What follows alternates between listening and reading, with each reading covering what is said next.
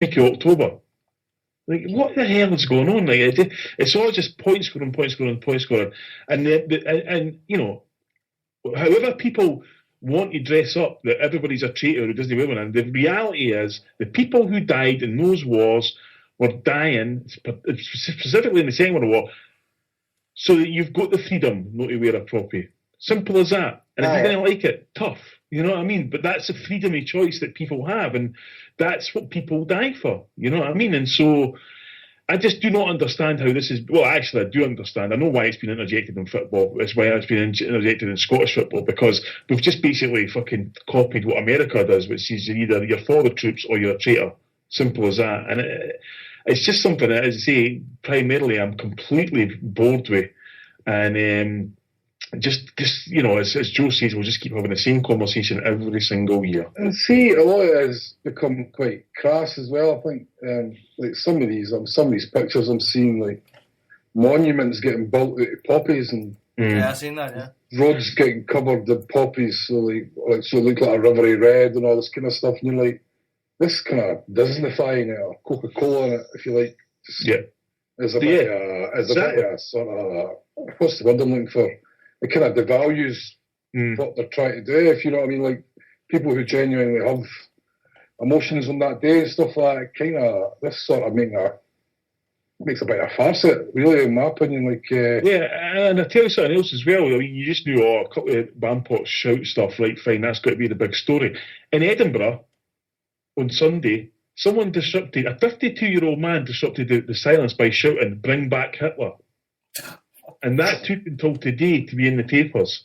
So what's worse? Some drunken idiot, you know what I mean, who doesn't know what he's doing, shouting someone, or somebody with a premeditated shout like something like that. And it just all gets, it creates all these divisions continuously that in 2 weeks we'll not even be talking about. But my question is, well, wouldn't the Poppy appeal and the foundation and the charity, wouldn't you receive just as much money if this wasn't such a big, massive thing in football for some specific reason? I mean, obviously it's been tagged on to football because it's a great way to promote the actual brand. But I mean, wouldn't they still, get as many donations regardless? I think it's just tagged on everything there, Joe. It's just the way it is. It's on everything. Yeah. It's just part of British fabric now. It's like every time the month of November approaches, it's just like, bring out the poppies. Each to their own, and let them go on. Halloween, then Guy Fawkes, now Poppy Day. It's became that. It's became a thing. So I mean, whereas before, when you were at school, and that you when about the time you got a poppy and whatever you wore in your blazer at school, whatever, I don't know, right? And it was just a thing. People donated money, but now it's became an event, which to me is wrong. Yeah, I remember when I worked in shorts, it was like 90% Protestants. I think around selling poppies, and I wouldn't take one, and you get looked at as if you were some sort of, you're a Pro-V lover or whatever, and you would always get this thrown in your face about Enniskillen and Remembrance Sunday, and you kind of have to point out, going, that has fuck all to do with the poppy. Yeah, that was just something that happened on Remembrance Sunday. And do you know the thing about that, Joe? See, the James McLean statement was fantastic, but see the fact that a guy from Derry has to explain himself is unfucking believable. Yeah. That's the kind of society we now live in, where a guy from Derry has to explain why he wasn't going to wear something that fucking respects the British Army. Yeah, see the picture that was doing the rounds of Facebook? I had to chuckle when I seen it. Honest to God, it's a picture of James McLean and his Republic of Ireland tracks at top. And they've got traitor written on his forehead. And it's like, seen some of the comments as well down in England and things like that terrorist-loving scum. Yeah, it's somebody that's outraged that innocent civilians get killed in his hometown with the British Army, and it's been proven now they've accepted responsibility, and he's a terrorist-loving scum. But the other thing is, right, He makes a point in the letter, like James McLean's from the Craig, and that's where the Bloody Sunday March starts every year. So he's grown up since a baby to now having that march happen once every year, basically outside his house, more or less, starting into his house. And I don't know if you've been to the march before, like, but it's a big march. You know what I mean? And it's very important to the city of Derry. So the fact that James McLean has to explain himself, it shows one of them. Obviously, it shows complete madness, right? And it also shows that people aren't informed about who James McLean is and where he comes from, and that's down to ignorance, I suppose. You know. Yep. But we can go on with this all fucking night, let's be honest. So while we're on the subject, let's get the Scotland-Ireland debate going. Scotland-Ireland debate? Yeah. Which is better? We have better weather. You think so? I think you have better Guinness, I can tell you that, after being at 2 weeks ago. Jesus Christ. I would agree with you there. You're not going to get any arguments there. Scotland-Ireland, well, sure, obviously, again, the furore and the scandal. Has to be a scandal follows these things around, isn't there? It's McGeady and McCarthy. They're gonna get booed, and it's gonna change the atmosphere. And that shit pisses me off. You know what I mean? Because nobody ever said like Ronnie Whelan would have got hassle from English people, or John Aldridge, or none of that shit, or Cascarino. You know? Oh, the entire Ireland 1994 pretty much, Wait a minute, what about Andy Gorham, what about Matt Elliott? Andy Gorham's English, isn't he? We've got English-born players playing for Scotland at the minute. I think there's 4 in the squad. Aye. Friday night, so there's no point dancing about the fact that we've got English-born players. It's the fact that these guys are Republic of Ireland. It's nothing to do with anything else. Yeah. If they were playing for if they were Pakistani descent, if they were Georgia, if they were in the group playing against us for Georgia, it wouldn't have the same sort of impact. So say like Muzzy, remember Muzzy? Is it? He played for Turkey. Right. He played. Yep. He grew up in England. Right. So at the end of the day, if it was a young Italian guy that his mum and dad owned a chippy in Scotland, and his grandparents were Italian, but he was outstanding. They played, you know what I mean? If he played for Italy, he wouldn't be getting booed. No. It's anti-Irish. That's the full reason that McGeady got it. I don't know. It's just Scotland's issue, you know, the anti-Irish racism in a certain sense. But one thing I would say is I'm not his biggest fan, and I don't think many Celtic fans are. But that podcast that you put me on to, guys, the Irish one, Off the Ball. They get Pat Nevin on quite a lot. And Pat Nevin came on, and I thought his summary of the Scotland-Ireland thing was absolutely spot on. I think he nailed it. And he says, growing up in the west of Scotland, he says, plenty of people feel Irish because of Irish parentage, Irish grandparentage. He says, you brought on like a kind of Irish culture. And he says, it's absolutely acceptable that some people are going to find a kinship with Ireland. So he says that's what happens. He says they two lads, if they want to play with Ireland, so fair enough. He says, well, they get booed. He says, I would think so. But one thing he did say is, he says this might be a bit controversial. He says there isn't that many Celtic and Rangers fans that go and follow Scotland religiously. He says loads of Scotland fans come from the other areas of Dundee United, Aberdeen. I don't know if I would say there isn't a lot of Celtic Rangers fans. I think there is quite a lot of Celtic Rangers fans. The one thing is, if you go to a Scotland game, you don't bleat on about your club football. It's just not the done thing.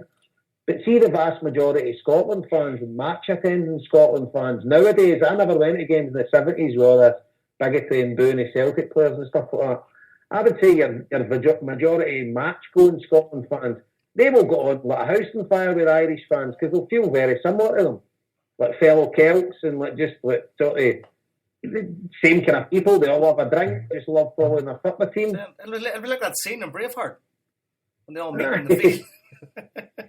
Aye. But was it Jack Stein that said, he said, Old Firm fans, he said, they're going to watch Scotland to boo 2 players, cheers 2, and ignore the rest? But I don't know, what do you think with that, Paul? Do you kind of agree with that?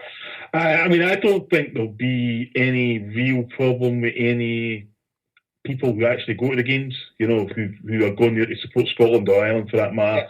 You will get the odd half out, obviously. You'll get that in anything, anywhere you do.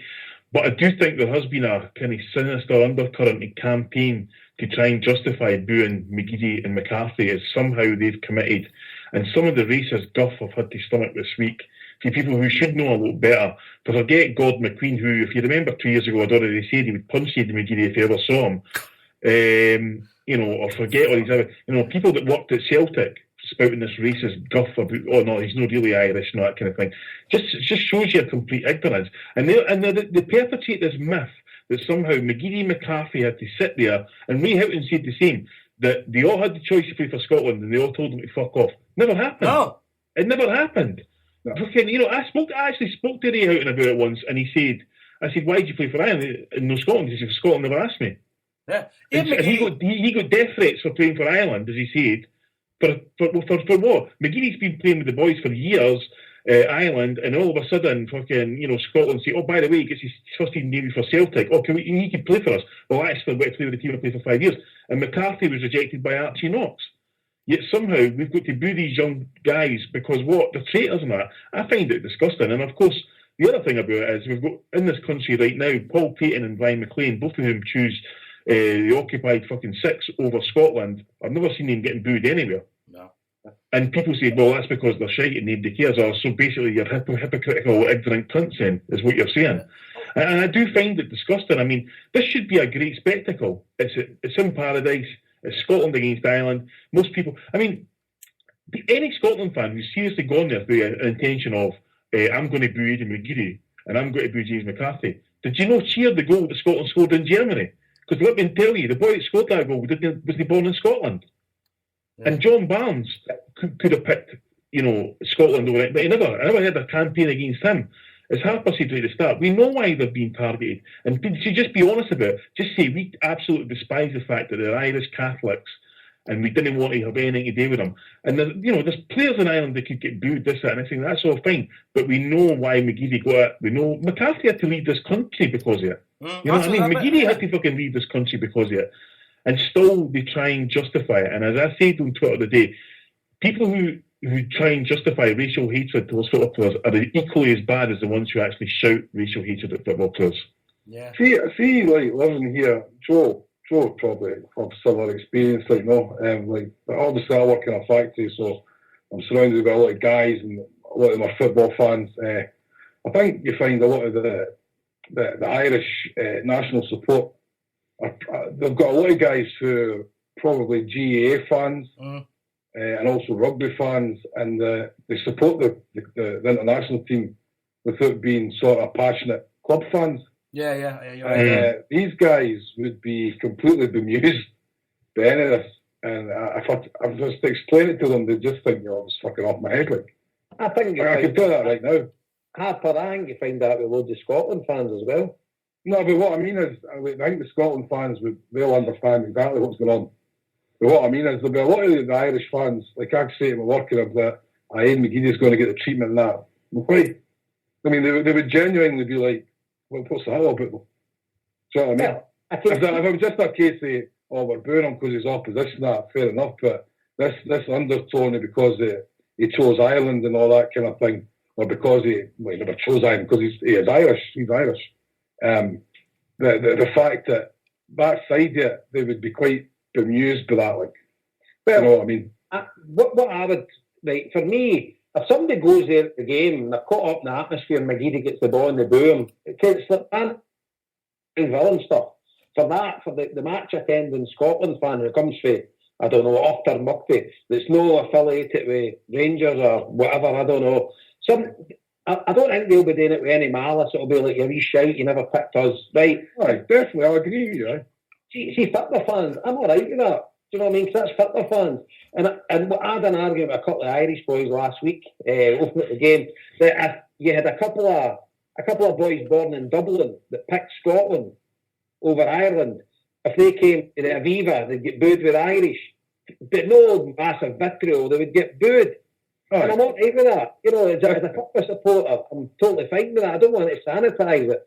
But I think Paul's right. There's been a campaign in the media and just printing stuff, and they printed the gutter rags and stuff like that to try and whip up this frenzy, you know, and it's never these lips, and they perpetrate it.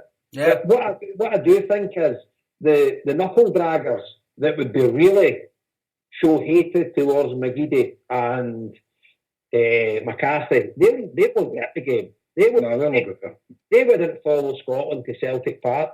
No chance. No. You know, so I think it'll be a great spectacle. I think both sets of fans will go on well together. I think all the Irish fans that are sneaking in the Scottish end will go on well. I'm going to the game myself. I'm looking forward to it. And then there's a load of us going, and I think there's going to be more Irish folk going this again than this Scottish folk. But I want Scotland to win. Well, I mean, the other thing about it is,